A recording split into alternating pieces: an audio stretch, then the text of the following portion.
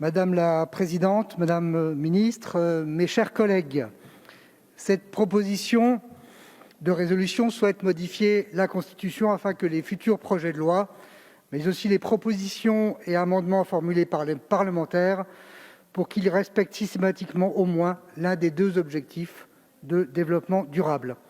Ce texte a au moins l'avantage d'attirer l'attention sur les retards de la France en termes de développement durable.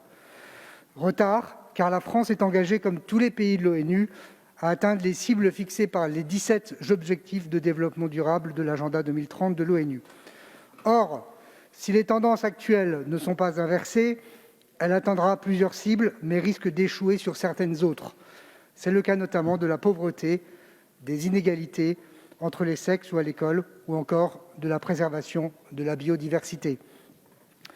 En effet, le développement durable doit reposer sur 3 piliers, que sont la protection de l'environnement, la viabilité économique et l'équité sociale. Dans ce sens, l'objectif proposé et présenté par la PPR est justifié, mais elle le fait de mauvaise façon en prenant une méthode que nous rejetons. En effet, il suggère au gouvernement de faire des ODD un garde-fou de notre processus législatif en créant une sorte d'article 40 bis version ODD. Et pourtant, il est déjà inscrit dans la Charte de l'environnement que les autorités publiques sont tenues de promouvoir le développement durable. C'est déjà dans notre Constitution, merci au passage au président Chirac. Les ODD sont encore largement méconnus et doivent être promus afin que les différents acteurs de la société civile se les approprient et qu'ils ne restent pas des objectifs simplement technocratiques. Cependant, l'atteinte de ces objectifs n'a pas besoin de passer par une contrainte constitutionnelle. C'est la volonté politique, la promesse des engagements tenus et la pression populaire qui doivent être le triptyque de ce succès. Au lieu de souhaiter une modification de la Constitution, le groupe LR appelle à une réflexion sur l'intégration des ODD dans le processus budgétaire.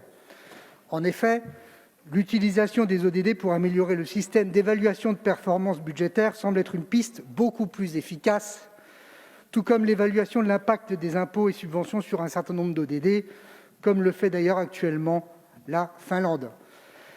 Les rapports annuels de performance et RAP annexés au projet de loi de règlement et qui rendent compte de l'exécution des engagements pris dans les projets annuels de performance PAP au moment de l'examen du projet de loi de finances pourraient alors convenir et contenir un bilan des avancées concernant les ODD afin de prendre en compte pour chacun d'entre eux de l'exécution des engagements pris par l'État.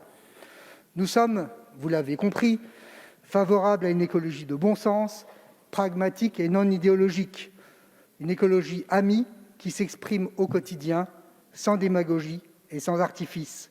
Point n'est besoin pour cela de modifier une nouvelle fois la Constitution, et c'est la raison pour laquelle le groupe rejettera ce texte. Merci.